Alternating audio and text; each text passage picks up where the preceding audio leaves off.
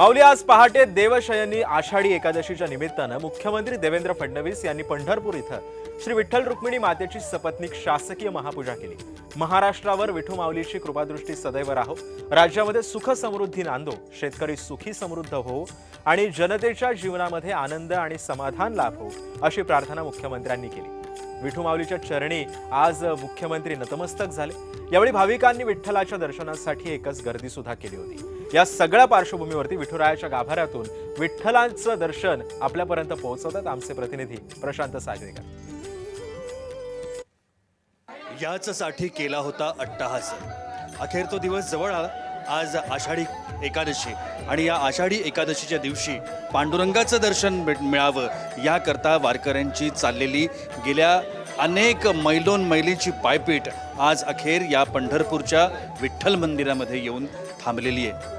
विठ्ठलाचे दर्शन घेण्याकरता, आपल्या पांडुरंगाचं दर्शन घेण्याकरता ही सगळी मंडळी आत्ता या मंदिरामध्ये आहेत। माझ्या पाठीमागं तुम्ही पाहताय विठ्ठलाचं ते सावळं गोजीर रूप, याची देही याची डोळा पाहण्याकरता या वारकऱ्यांनी गर्दी केली आहे। गेल्या अनेक दिवसांपासून, अनेक महिन्यांपासून या पद्धतीची ही वारी पार पडावी आणि आपल्याकडून जन्मात एक तरी व्हावी, सुफळ संपूर्ण व्हावी याकरता या वारकऱ्यांची धडपड सुरू असते। अनेक वारकरी हे पिढ्यानपिढ्या ही वारी करत आलेले आहेत। आज जवळजवळ 700-750 वर्षांचा काळ लोटलाय, पंढरपूरची वारी सुरू आहे। माऊलींच्या पालखीसोबत ही सगळी वारी हे वारकरी करत असतात आणि याच दिवशी आषाढी एकादशीच्या दिवशी पांडुरंगाचं दर्शन व्हावं, आपली वाट पाहणारा पांडुरंग आणि त्या विठ्ठलाचं दर्शन व्हावं, त्या दर्शनाकरता म्हणून आपली सेवा त्याच्या चरणी रुजू व्हावी याकरता चाललेली ही पंढरपूरच्या वारकऱ्यांची ही वारी आज अखेर सगळ्यांनी आपली वारी पंढरीच्या या पांडुरंगाच्या चरणी रुजू केलेली आहे। अतिशय आनंदाचा, उत्साहाचा आणि अतिशय सकारात्मकतेचा असा हा क्षण आपल्याला म्हणता येतो। भक्तिभावानं ओतप्रोत असे हे सगळे वारकरी आज आपली ही सेवा पांडुरंगाचरणी रुजू करता आहेत। पांडुरंगाचं दर्शन घेऊन आषाढी एकादशीचा हा उत्सव संपूर्ण महाराष्ट्रामध्ये साजरा होतोय।